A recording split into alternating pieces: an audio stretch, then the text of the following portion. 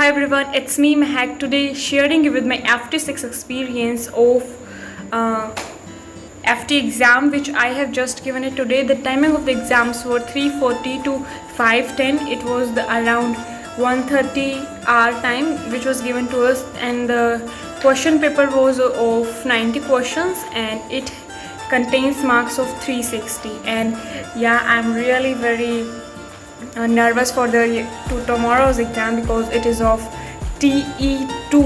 क्योंकि मैंने पहला नहीं दिया था। वो क्यों नहीं दिया था? क्योंकि मैंने पहले से इसको ज्वाइन आकाश टेस्ट इसको ज्वाइन नहीं किया था, मैंने लेट ही ज्वाइन किया है। वैसे ही FT6 चल रहा है लेकिन ये मेरा सेकंड चल रहा है क्योंकि मैंने इसको लेट ज्वाइन किया था। अभी मैं FT6 आपके साथ शेयर करूँगी, तो चलिए बिना किसी देरी के स्टार्ट करते हैं exam. So I'm here with the test as you can see. So let's get started without any delay. So guys, we're going to discuss it now. So let's get started. So guys, as you can see, this is FT6 today. और ये minimum marks थे 360 marks. आकाश FT6 के पूरा ये 360 marks है। इसके अंदर total questions हैं वो 90 क्वेश्चंस हैं। ये मैं स्पेशली मैंने एक साथ करके लिया था, बहुत बहुत बेस्ट कि मैं FT6 वीडियो बनाऊं, इसलिए मैंने ये FT6 के विदाउट सॉल्व किया हुआ लिया है। मैं सॉल्व किया वो भी आपको दिखाती हूं। मैं जो मैंने सॉल्व किया वो ये है, ये देखिए हाल को टेस्ट। बहुत से क्वेश्चन ऐसे जिनमें कुछ डाउट आ रहे थे, लेकिन फिर मैंने अपना दिमाग लगाकर सॉल्व किया है। रिजल्ट आपको कितने मार्क्स आने बहुत बड़ा चला एंड ऑफ वीडियो। सो चलिए स्टार्ट करते हैं। फिजिक्स में ना फिजिक्स में जैसे क्वेश्चन थे, सिलेबस आप देख लीजिए सिलेबस क्या था। जो सिलेबस था टेस्ट का वो करंट इलेक्ट्रिसिटी का आखिरी टॉपिक बेसिकली विड्स on prismatic potentiometer moving charges in magnetic production magnetic force motion magnetic motion combined electrical energy. इसके लिए हमें 1.5 घंटा दिया गया था। देखो जैसे कि हमारा 3:40 से जो आकाश रिमाइंड वहाँ पे क्लासेस स्टार्ट होती हैं, वहाँ पे 3:40 to 7:30 हमारा बेसिकली रहता है। वहाँ पे बेसिकली 3 क्लासेस लगती हैं। जैसे टेस्ट सीरीज होती है तो वो 1.5 घंटे के कल मेरे एग्जाम भाई 720 मार्क्स का। Can imagine? और मैं आज वीडियो बना रही हूँ। देखिए टॉपिक्स कवर इसके अंदर करंट लेकर जल्दी कर लेते हैं। Chemistry, surface chemistry, general principles and process of isolation of elements. बहुत कम ही टॉपिक था इसका, सरफेस केमिस्ट्री थी बेसिकली। इसमें ये जो आइसोलेशन ऑफ एलिमेंट्स इसमें बहुत कम था। सिर्फ occurrence of metals, concentration of anole, hydraulic washing, magnetic separation, fold flotation process थी। बॉटनी में क्या था? Principles of inheritance and variation, third mutation, chromosomal abbreviations, ये सब था। आप इसका स्क्रीनशॉट ले सकते हैं, देखिए ले सकते हैं। Is it clear to you? अब ले लिया होगा तो आप सिलेबस का पढ़ लेना। अब आते हैं क्वेश्चन पे। ये देखिए जो फिजिक्स का जो सेशन था, फिजिक्स के सेक्शन में जो क्वेश्चंस थे वो बेसिकली 23 थे। 90 क्वेश्चंस आउट ऑफ 23 फिजिक्स का सेक्शन था। और फिजिक्स का बहुत ही ईजी पेपर था, मैं ये कहना चाहूँगी, क्योंकि जैसा भी नीट में भी आया भी कंपटीशन तो सबका ही है। जैसे कि फर्स्ट क्वेश्चन में क्या पूछ रखा था, CG unit of magnetic field इसमें पूछ रखा था, जो कि बेसिकली गॉस ही होती है। अब सेकंड में इसने पूछ रखा था कि वह charge particle of mass m charge is projected with the velocity v at an angle theta with the magnetic field b, then pitch of the helical path. तो इसमें पिच बनानी थी कि हेलिकल पाथ की जो पिच होगी वो क्या होगी। सो इसका फर्स्ट ऑप्शन आ गया था, क्योंकि मैंने देखो इस क्वेश्चन में क्या किया था, जैसे एलिमिनेशन क्या, इन दोनों की ऑप्शन तो आ ही नहीं सकते। और जैसे टेन थीटा कोट थीटा किसी भी फॉर्मूले में था नहीं, तो फिर मैंने ये दोनों तो वैसे ही कट कर दिए। फिर देखो कोस थीटा में साइन थीटा में कन्फ्यूजन हो सकती है। फिर क्योंकि मेरे को ये फॉर्मूला याद था तो मैंने इस पर टिक कर दिया। जैसे मीटर ब्रिज से क्वेश्चन दे रखा कि अगर length AB for null deflection के मतलब कि जो इसका ये सैचुरेशन पॉइंट यहाँ पे आ रहा है इन गैल्वेनोमीटर इज 30 सेंटीमीटर, इसकी जो सैचुरेशन पॉइंट है वो कितना दे दिया 30 सेंटीमीटर। AB का डिस्टेंस दे दिया 30, और तो ये पूरी जो पोटेंशियोमीटर में वायर होती है 1 मीटर की होती है, तो ये कितना बच गया 70 सेंटीमीटर बच गया। तो फिर 30 ये था, 30 ये 70 ये, तो ये कितना होगा, ये भी 70 होगा। नॉर्मल सी बात है, यूनिटरी मेथड लगा दिया। और वैसे सोल्व भी कर सकते हैं इसके फॉर्मूले से 30/x 30/70, उससे भी 70 आ जाएगा। बहुत ईजी था, मिनट में क्वेश्चन सॉल्व हो रहे थे, सेकंड होने मिनट बोल रही हूँ मैं। तो अब देखिए जैसे फिफ्थ क्वेश्चन, जैसे if radius of potentiometer wire is double, इसमें रेडियस बढ़ा है तो एरिया इफेक्ट होगा, लेकिन पोटेंशियोमीटर में सिर्फ लेंथ चेंज करने से पोटेंशियल ग्रेडियंट चेंज होता है, तो इसका आंसर भी रिमेन कांस्टेंट आएगा। क्योंकि कितना ही आप एरिया को चेंज करो उससे कोई इफेक्ट नहीं पड़ता है कि आप क्या कर रहे हैं। ओके, सो पोटेंशियोमीटर में लेंथ चेंज होगी तभी क्या होगा, पोटेंशियल ग्रेडियंट चेंज होगा। इंक्रीज करोगे तो इंक्रीज होगा, डिक्रीज करोगे तो decrease. So I think it is crystal clear. Metre bridge is used to measure unknown resistance. देखो इसमें अननोन रेजिस्टेंस बोल रखा है, इसमें बहुत सारे ऐसे कन्फ्यूजन क्वेश्चन थे, लेकिन जो बेसिक इसका यूज़ होता है मीटर ब्रिज का वो होता है, जैसे कि आप यहाँ भी तो देख लीजिए, तो मीटर ब्रिज दे रखा है। इसमें इसको किसके लिए यूज़ करते हैं, अननोन रेजिस्टेंस को फाइंड आउट करने के लिए, तो इसका ये हो गया। ऐसे ये क्वेश्चन था जिसमें कि मैंने ये गलत लगा दिया, लेकिन ये मैं लगा के नहीं हुई, मैं पहले सोच रही थी कि ये भी हो सकता है, लेकिन इन कंडीशंस में भी हो सकता है। सो इसका ऑल ऑफ दीज आएगा गाइस। ओके, सेवंथ जो क्वेश्चन है उसका तो सिंपली फर्स्ट ही आएगा। टाइम पीरियड पूछता, टाइम पीरियड का फॉर्मूला क्या होता है, थीटा m/qb।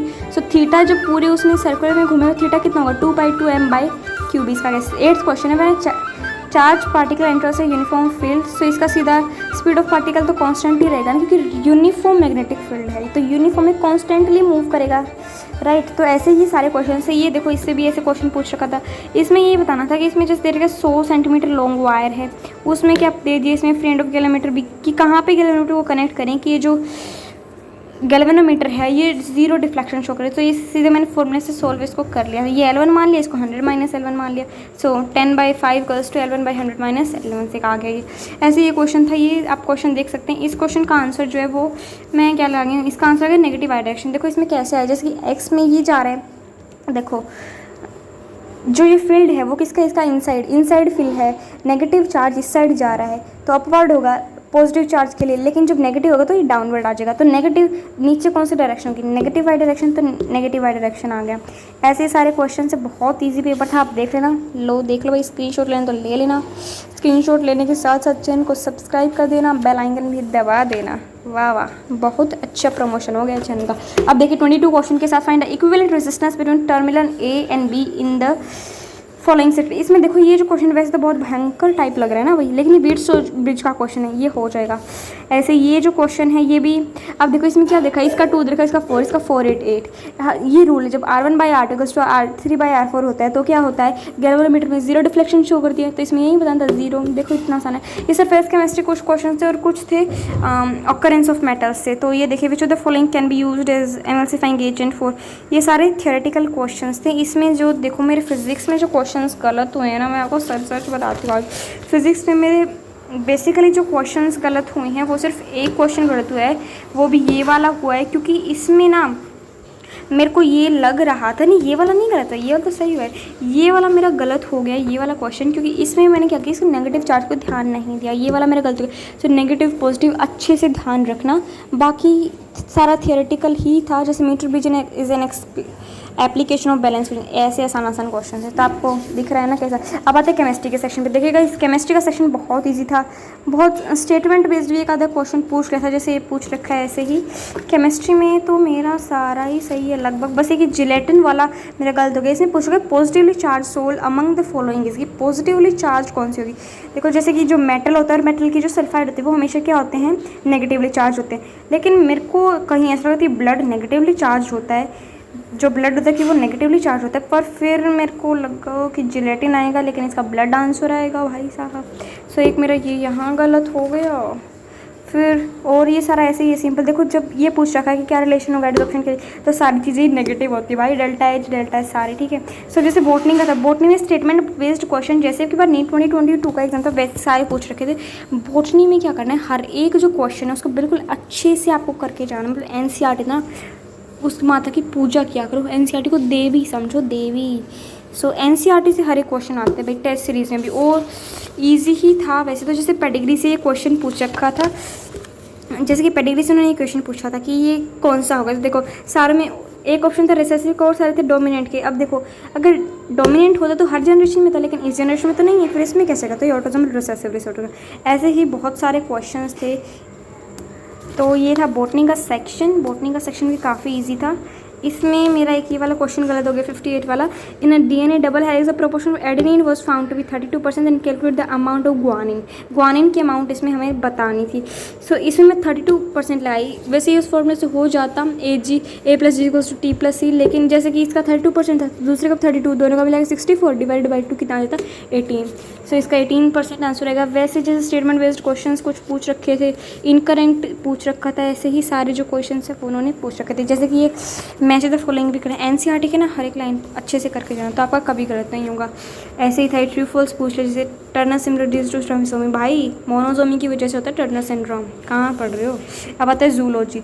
जूलॉजी में जैसे मैंने पूछ रखा था कि जूलॉजी में जैसे कि ये सारे ईयर वाले जो है ना, ये पोल अच्छे से करने, ईयर वाले क्वेश्चन आते हैं टेस्ट में।